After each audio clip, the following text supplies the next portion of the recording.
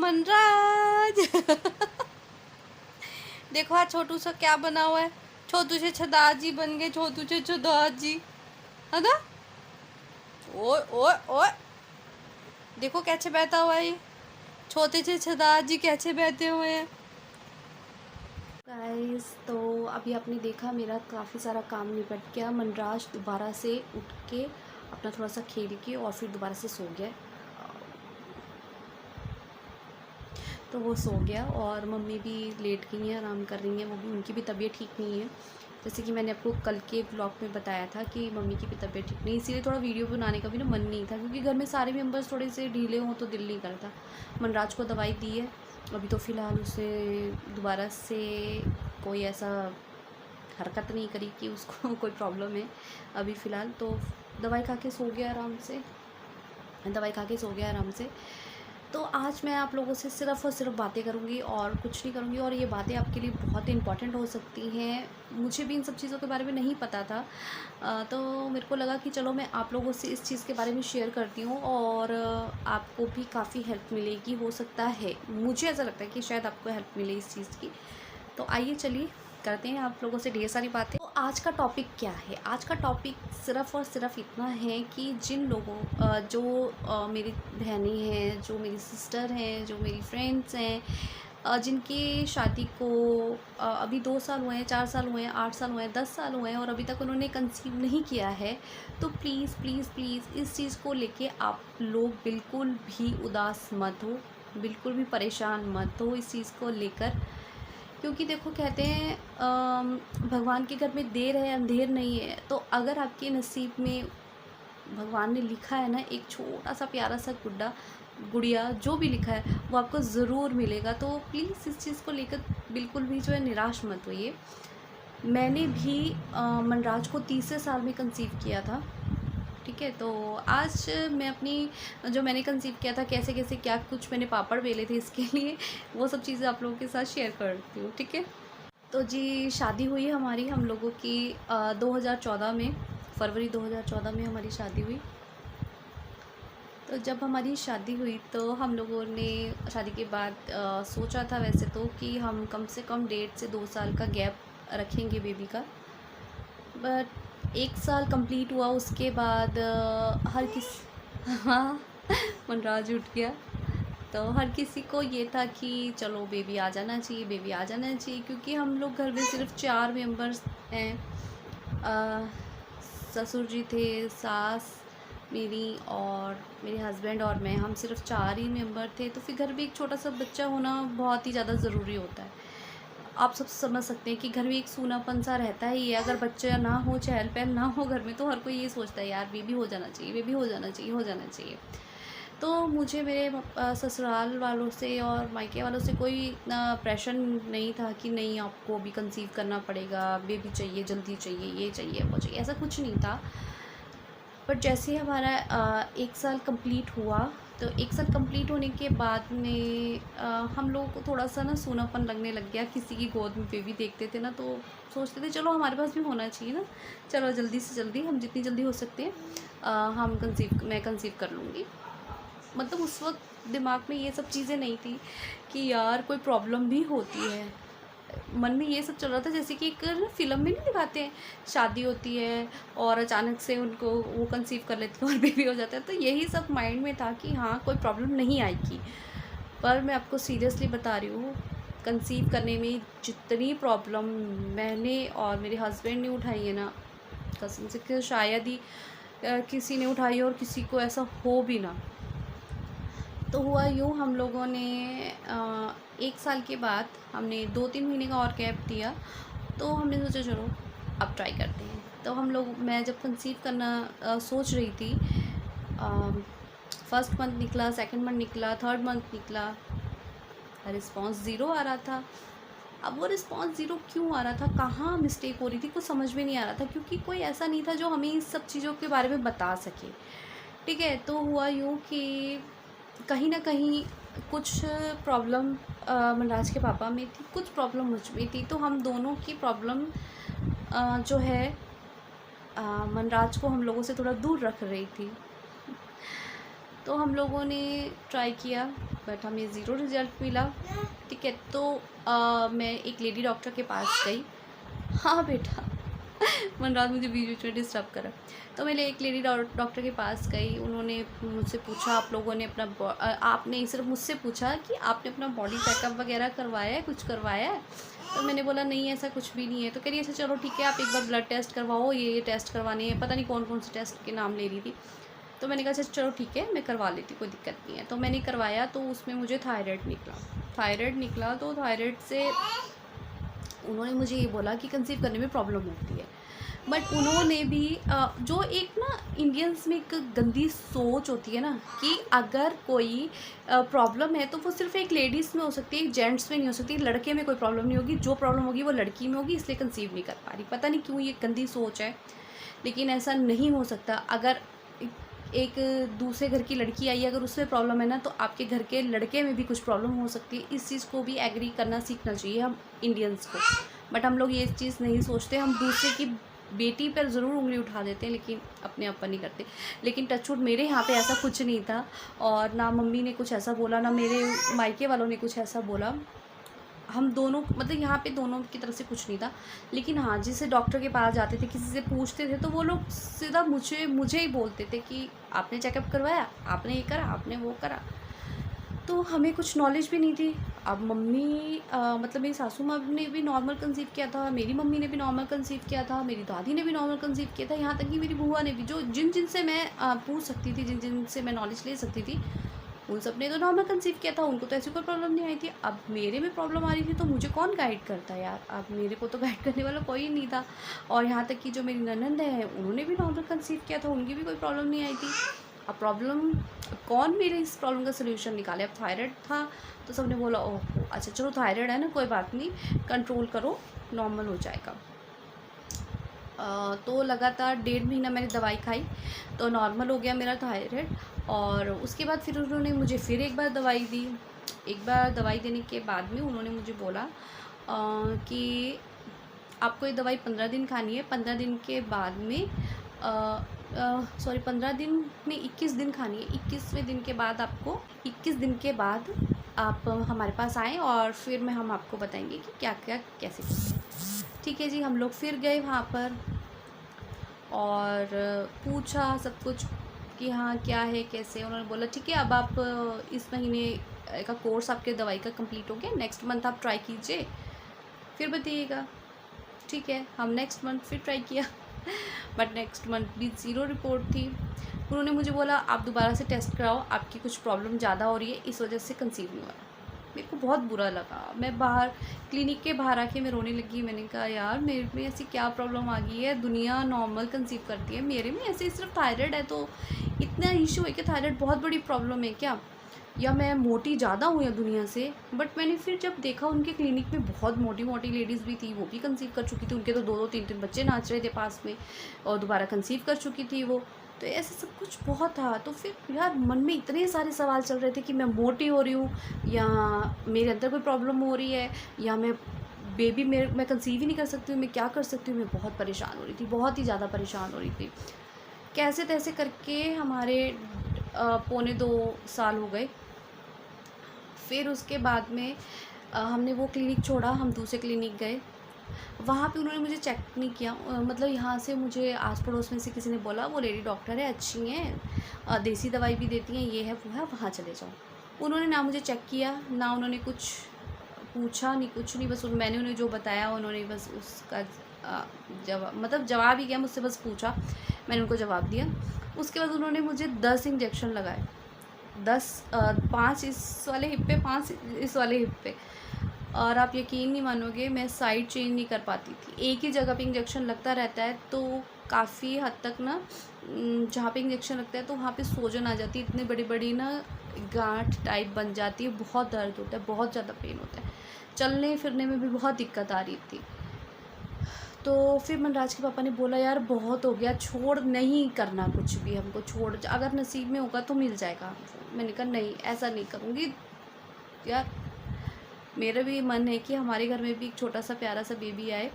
तो कोई बात नहीं, चलो इंजेक्शन्स लगे हैं ना, कोई दिक्कत नहीं है। उसके बाद मैंने उनसे पूछा, उन्होंने बोला कोई बात नहीं, 1 महीना वेट करो और उसके बाद फिर आना। फिर 1 महीना वेट किया, फिर दोबारा से गए। उन्होंने बोला अरे तुम्हारे में प्रॉब्लम ज़्यादा लग रही है, तुम्हारी कोई ट्यूब बंद है, तुम्हारा कोई पाइप बंद है, तुम्हारा कोई ये बंद है, तुम्हारा वो बंद है, साला कोई चेक तो करो, किसी तरीके से तो चेक करो। बिना चेक किए झोला छाप के पास एक तरीके से हम फंस गए। चलो ठीक है, वहाँ से फिर उसी वक्त हम निकले। हमने कहा छोड़ो, ये पागल है, इसने एक तो इंजेक्शन लगा लगा के मुझे पागल कर दिया, और ऊपर से अभी भी इसको कुछ नहीं पता, छोड़ो। उसके बाद हमें बोला गया कि आप ना देसी दवाई खा के देखो। हमने बोला चलो अब देसी दवाई खा के भी देख लेते हैं। देसी दवाई खाई। देसी दवाई में आप लोगों को जैसे पता है जड़ी बूटियाँ होती हैं, पाउडर होते हैं, बहुत सारी चीज़ें होती हैं। 4-4, 5-5 हज़ार की सिर्फ इतना सा पाउच मिलते थे, वो खाने होते थे। गोलियाँ होती थी छोटी छोटी, वो खानी होती थी। 3 महीने तक हमने खाया। हमें 3 महीने बाद बोला अब आप ट्राई करके देखो। ट्राई किया, ज़ीरो रिज़ल्ट। उन्होंने बोला अरे तेरे में दिक्कत लग रही है, तू ही ऐसी हो रही है, वो हो रही है। अरे बहुत गुस्सा आया यार। मैंने कहा क्या करूँ मैं, मेरे को ठीक करो ना, फिर इनको क्यों दवाई दे रहे हो, मुझे दवाई दो। फिर उन वैद्य जी ने बोला कि बेटा आप इतना परेशान मत हो, सिर्फ एक आप में कमी नहीं है, आपके हस्बैंड में भी कमी है। तो मैंने बोला अच्छा हस्बैंड में भी कमी है, तो फिर हर कोई मुझे क्यों बोलता है। कह रहे क्योंकि सबसे ज़्यादा प्रॉब्लम्स जो कंसीव करने में आती है, क्योंकि तुमने कंसीव करना है, इसलिए हर कोई तुम्हें बोलता है, तुम्हारे हस्बैंड को नहीं बोलेगा, तुम्हें ही बोलेगा हर कोई। तो इसमें परेशान होने वाली बात नहीं है। आप अगर मुझसे दवाई नहीं लेना चाहते कोई बात नहीं, आप बाहर जाके कहीं और से आप ट्राई कर सकते हो। तो मैंने बोला चलो ठीक है। हम लोग फिर एक और अच्छे हॉस्पिटल में गए, वहाँ पे चेकअप करवाया। मुझे लगा वो बहुत ही अच्छा हॉस्पिटल है, वहाँ पे अच्छे अच्छों की गोद भरी है तो हमारी भी भर जाएगी। उन्होंने जी मुझे दवाई दी, मैंने खाई। फिर मेरे हस्बैंड का चेकअप किया। मैंने उन्हें बोला जो बात थी मैंने क्लियर करी कि हाँ ऐसे ऐसे करके मुझे बताया गया कि मेरे हस्बैंड में भी कोई प्रॉब्लम है। तो उन्होंने चेक किया, उन्होंने बोला हाँ आपके हस्बैंड में भी थोड़ी सी प्रॉब्लम है। वो प्रॉब्लम ये है कि जो अब मैं कैसे बोलूँ, सॉरी अगर मेरी लैंग्वेज में कुछ प्रॉब्लम कुछ गलत लग रहा हो तो उसके लिए सॉरी, बट जो मुझे समझ में आया, जो मुझे समझाया, मैं वही समझा रही हूँ। कि जो एक बेबी बनाने वाले जो आपके कीटाणु टाइप्स होते हैं, कीटाणु जो भी होते हैं मुझे नहीं पता, तो वो नहीं बन पा रहे हैं आपके हस्बैंड में, इसलिए आपको प्रॉब्लम हो रही है कंसीव करने में। जब तक वो नहीं आपके साथ अटैच होंगे तो कैसे चलेगा। तो चलो जी ये बात समझ में यहाँ आई, प्रॉब्लम समझ कि मेन प्रॉब्लम क्या चल रही है, कि जो हमने कंसीव करना है, जो बेबी हमने कंसीव करना है वो बेबी ही नहीं आ रहा अभी, तो फिर कैसे कंसीव करूँगी मैं। तो उन्होंने बोला देख, हाँ जी बेटा तो पर उनकी दवाई से मुझे आराम मिला, मैं आपको सीरियसली बता रही हूँ, उनकी दवाई से मुझे आराम मिला। उसी दौरान ना मेरे हस्बैंड ने बोला कि ना रामदेव बाबा की दवाई बहुत अच्छी है, मैं वो खा के देखता हूँ। तुम यहाँ से इलाज करवा रही हो कोई बात नहीं, मैं वो खा लेता हूँ। मैंने बोला चलो ठीक है ऐसे कर लेते हैं। तो उन्होंने रामदेव बाबा की दवाई खाई और सीरियसली बता रही हूँ उनको बहुत असर हुआ। सुबह शाम छोटी छोटी गोली थी वही खानी थी मेरे पास इस टाइम, कोई उसके जो डब्बी थी वो भी हमने कहीं फेंक दी, खैर मिली नहीं मुझे। तो सुबह शाम की जो है वो खाई और 2 हफ्ते में बहुत इम्प्रूवमेंट था, ठीक है। तो फिर उसके बाद में मैंने कंसीव कर लिया, लेकिन मुझे इस चीज़ का नहीं पता था, हमारा फर्स्ट बेबी था और मुझे नहीं पता था, मैंने कंसीव कर लिया। मैं डॉक्टर के पास गई, दिसंबर आ चुका था और मैं डॉक्टर के पास गई। डॉक्टर ने बोला आप काफ़ी मतलब हो गया है, 1 महीने से ऊपर हो रहा है, तो आप जो है आपकी कुछ इम्प्रूवमेंट लग रही है आपके हस्बैंड में, आपने। मैंने कहा देखो जी ऐसा है, मुझे तो कोई इम्प्रूवमेंट लग नहीं रही। तो फिर उन्होंने बोला कि आपका मंथली कब आना है। तो मैंने बोला कि मुझे 10 तारीख को आना है। कह रही अच्छा चलो ठीक है कोई बात नहीं। तो 10 तारीख के बाद में 11 तारीख को वहाँ पे गई, पर 12 तारीख में मैंने बोला 12-13 तारीख तक आ जाएगा। तो वो बोले ठीक है आए तो मुझे बताना। मैंने बोला ठीक है। 12-13 तारीख में गई तो नहीं हुआ था, तो मैंने बोला नहीं आया, लेकिन जब तक मैं घर वापस आई तो मुझे हो गया। तो मैंने बोला कि मैम मुझे हो गया। तो वो कह रही अच्छा चलो ठीक है आप दवाई ले जाओगी। तो मैं गई और मैंने दवाई ली, बट उस टाइम पर भी मुझे ये नहीं पता था कि अगर डेट में 1 दिन भी अगर ऊपर होता है तो उस वक्त टेस्ट करा जाता है। मुझे इस चीज़ का नहीं पता था और किसी को भी नहीं पता था खैर इस चीज़ के बारे में। तो उन्होंने मुझे ऐसी दवाई क्योंकि मैं कंसीव कर चुकी थी। कंसीव कर चुकी थी, तो यार जो हालत हुई है ना मेरी, कसम से मैं दिसंबर से मैं परेशान थी। और आप ये देख लो, दिसंबर से लेकर जनवरी 29 तक ब्लीडिंग चल रही थी। और मैं कभी कोई दवाई खा रही, कभी कोई दवाई खा रही, कभी कोई दवाई खा रही हूँ, ब्लीडिंग बंद ही नहीं हो रही है। हम उस डॉक्टर के पास भी नहीं जा पा रहे क्योंकि मैं बहुत ही ज़्यादा वीक हो गई थी, बिल्कुल बहुत ही बुरी हालत हो गई थी। तो यार 1 महीने से भी ऊपर हो गया था ब्लीडिंग चलते हुए। तो फिर मम्मी ने मुझे डांटा कि तू पागल है, मरना चाहती कि कैसे तू है, तू जा जल्दी डॉक्टर के पास जा, कैसे भी कर तू जा। फिर हमने वहाँ से हट के और दूसरी तरफ गए जहाँ से मुझे वाकई में मुझे वनराज मिला। तो वहाँ पर मैं गई, उन्होंने मुझे बोला कि आप कहीं प्रेग्नेंट तो नहीं हो? तो मैंने बोला नहीं। बीच में वनराज मुझे परेशान कर रहा था तो मैंने उनसे बोला कि नहीं यार, मैंने कंसीव नहीं किया, मैं प्रेग्नेंट नहीं हूँ। और कह रहे अच्छा चलो ठीक है, कोई बात नहीं, आप फटाफट जाओ, आप पागल हो, आप इतने दिन से ब्लीडिंग में हो और आपने बताया भी नहीं है, चेक भी नहीं करवाया, कुछ नहीं, चलो कोई बात नहीं। हाँ जी। तो उन्होंने फटाफट से इंजेक्शन लगाए मेरे। और जैसे उन्होंने टेस्ट करने के लिए मुझे बोला कि आप जाइए टेस्ट कीजिए। मैंने कहा ब्लीडिंग हो रही है, क्या टेस्ट करूँ? कह रहे यार टेस्ट करो। जब वहाँ टेस्ट किया तो पता चला मैं प्रेग्नेंट थी उस वक्त। मुझे नहीं पता था कि मैं प्रेग्नेंट हूँ। मैं बाहर बहुत खुश होकर आई, लेकिन मुझे चक्कर आ रहे थे क्योंकि इंजेक्शन बहुत ज़्यादा हार्ड लगा दिया था। ऊपर से दवाइयाँ पता नहीं कौन कौन सी खा रही थी, मेरी तो हालत ही बहुत ख़राब थी। खैर बट वो जो किट थी वहाँ पे मैं नहीं देख पाई, लेकिन डॉक्टर ने मुझे बोला कि आप प्रेग्नेंट हैं, आपको नहीं पता था? मैंने बोला नहीं, मुझे नहीं पता था। मैंने उन्हें अपनी सारी कंडीशन बताई, उन्होंने बोला चलो ठीक है कोई बात नहीं। तो मम्मी ने मुझे क्यों डांटा उसका मैं रीज़न बताती हूँ। हुआ यूँ कि मैंने ना दिन में दवाई खाई थी, हम लोगों ने डॉक्टर वगैरह से तो बहुत ज़्यादा पूछ लिया था, तो मैंने सोचा चलो केमिस्ट से पूछ लेते हैं इसको बंद करने की कोई तरीका। उन्होंने एक दवाई मुझे अपने से दी, तो मैंने वो खाई। और उसके बाद जो मुझे ब्लीडिंग हुई थी ना, आप बिलीव नहीं करोगे, मैं खड़ी हुई थी तो इतनी ज़्यादा हो रही थी कि मेरे कपड़े तक भर गए थे। जब मैं बाइक पे बैठ के गई थी मेरी बाइक तक भर गई थी, इतनी ज़्यादा ब्लीडिंग हो रही थी। इस वजह से फिर मुझे जाना पड़ा। और फिर जब मैं वहाँ से आई हूँ, वापस आई हूँ, तब भी मेरी हालत इतनी बुरी थी कि मैं बता नहीं सकती हूँ। डॉक्टर ने बोला कि आप आराम कीजिए, सुबह आपको अल्ट्रासाउंड होगा और फिर देखते हैं कि बेबी की क्या कंडीशन है, क्या कंडीशन नहीं है। और फिर मॉर्निंग तक निकालना बड़ा मुश्किल हो रहा था। मन में खुशी थी कि मैं प्रेग्नेंट हूँ, बट मुझे ये नहीं पता था ये खुशी नहीं है। जिस चीज़ के लिए मैं इतनी भाग दौड़ कर रही हूँ वो मेरे पास नहीं है अभी। तो मुझे मॉर्निंग में जाना था, मैं मॉर्निंग में नहीं गई। मैं उसी वक्त दोबारा से 2 घंटे बाद दोबारा गई, क्योंकि मुझे ब्लीडिंग रुक ही नहीं रही थी। क्योंकि उन्होंने इंजेक्शन दिया था रुकने के लिए, बट उन्होंने नहीं रुक रही थी। तो वहाँ पे दोबारा से रात को 12 बजे 12:15 बजे का टाइम था, हम दोबारा से फिर भागे वहाँ पर और गए। उन्होंने दोबारा से मुझे चेक किया, उन्होंने बोला कि देखिए बेबी तो फ़िलहाल नहीं होगा, इतना तो मैं गारंटी कह सकती हूँ। बाकी मैंने चेक किया है, शायद हो भी सकता है, तो अंदर हो सकता है उसके छोटे पार्ट्स कुछ रह गए हों। तो मुझे बहुत बुरा लगा, वो इस तरीके से बहुत बुरा लग रहा था कि ऐसा क्यों कहा जा रहा है। यार मुझे बेबी चाहिए, होना चाहिए। तो फिर कैसे तैसे करके रात हमने काटी वहीं पर। और फिर मॉर्निंग में अल्ट्रासाउंड हुआ तो पता चला कि बेबी नहीं है, उसके कुछ छोटे छोटे पीसेस हैं वो ही रह गए हैं। तो उन्होंने मुझे फिर वापस जब हम आई क्लिनिक आए तो उन्होंने मुझे क्या बोलते हैं उसको, अबॉर्शन के लिए एक मेडिसिन होती है वो दी।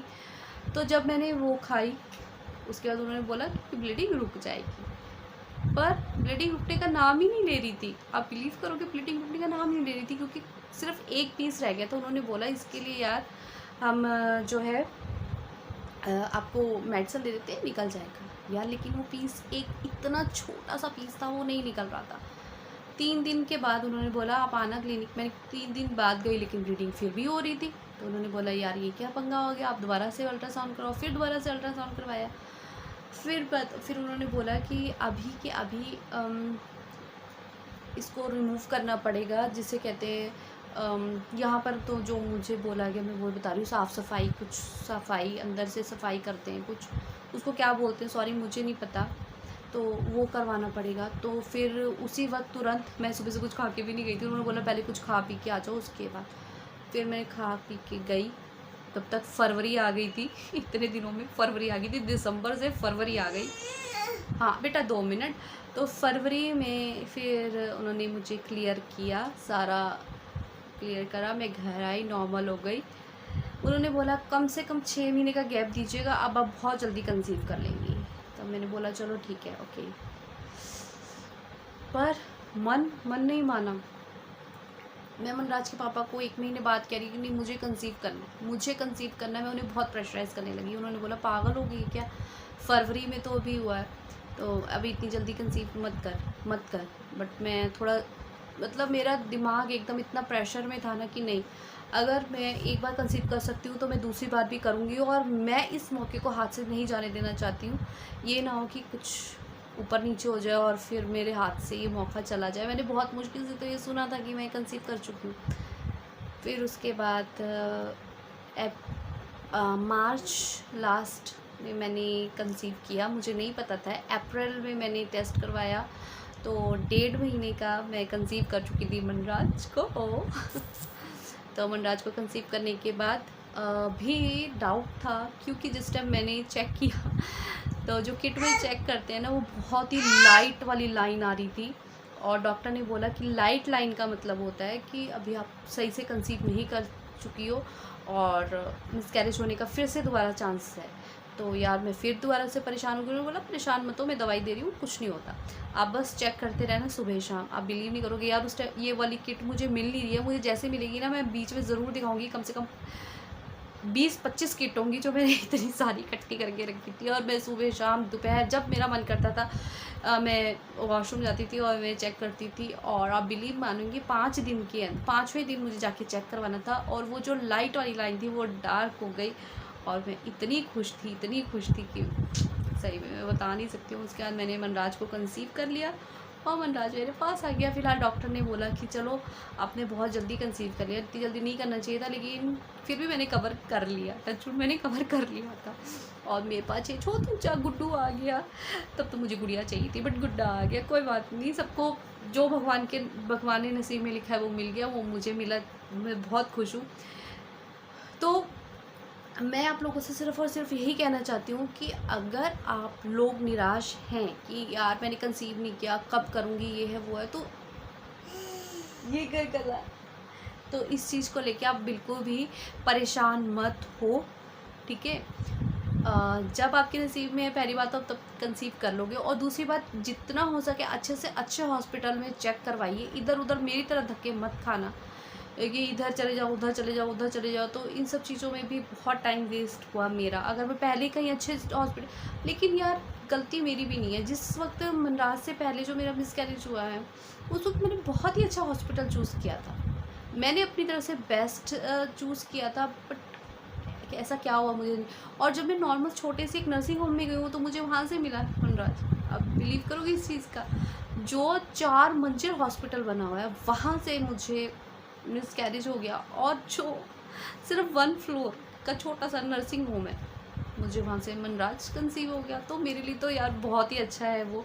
और ये चीज़ उस हॉस्पिटल में है, सॉरी नर्सिंग होम में ये चीज़ है कि वहाँ पे जो भी आता है वो खाली हाथ नहीं जाता है। तो आप भी निराश मत हो, भगवान पे भरोसा रखो ज़रूर। और ज़रूरी नहीं है कि हमेशा लड़की में ही कमी हो, लड़के में भी कमी हो सकती है। तो इस चीज़ को भी एग्री करो कि हमेशा लड़की को प्रेशराइज़ करने से अच्छा एक बार लड़के को भी चेक करवा लोगे तो ज़्यादा बेटर रहेगा। जिस वक्त मैं मनराज के टाइम पे गई थी तो उन्होंने मुझे क्लियरली बोला था कि देखो आप सिर्फ अपना चेकअप करवा रही थी, आपको अपने हस्बैंड का भी चेकअप करवाना चाहिए था।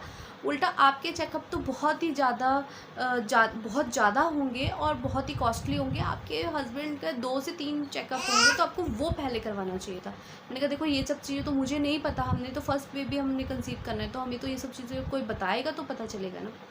तो खैर चलो, लेट आए, क्या बोलते लेट आए जो भी आए मतलब आ गए, हमारे मनराज आ गए। मनराज जी आप उठ गए हैं और देखो क्या कर रहे हैं, इन्हें कपड़े खाने के लिए कुछ ना कुछ चाहिए। आज छोटे से सरदार जी बने मेरा बेटा। गुड्डू, अगर आपको मम्मा की आज की वीडियो अच्छी लगी हो मैं जहाँ से आया हूँ मम्मा ने मुझे आपको बताया, अगर आपको पसंद आए तो लाइक करना मम्मा का वीडियो लाइक करना, शेयर करना और मनराज के चैनल को सब्सक्राइब करना बिल्कुल भी मत भूलना। ओ अच्छा जरा किची कर दो, एक किची दे दो। अपने धुन में रहते हैं, अपने धुन में रहते हैं ये छोटे गजानंद। कुद कुद कुद कुद कुद कुद कुद कुद कुद कुद कुद कुद, है ना। और सही बता रही हूँ मैं आप लोगों के साथ जितनी बातें मैंने शेयर करी इसमें से एक दो तो स्किप भी कर दी है मैंने, सही बता रही हूँ मैं, क्योंकि इस दौरान में मेरे को भी याद आया कि हम लोग सोनीपत भी गए थे, वहाँ पर भी हमने देसी दवाई खाई थी। और एक बार तो मनराज के पापा बोलने लगे, अरे जितनी जड़ी बूटियाँ हम खा रहे हैं ना, लगता है किसी जंगली जानवरों ने भी नहीं खाई होगी जितने हम लोग खा रहे हैं। जिस चीज़ की नॉलेज नहीं होती है फिर ऐसे ही बंदा परेशान होता है। तो हमारा मनराज हमारे पास आ गया। आप लोगों को आज की मेरी स्टोरी कैसी लगी प्लीज़ हमसे शेयर ज़रूर कीजिएगा।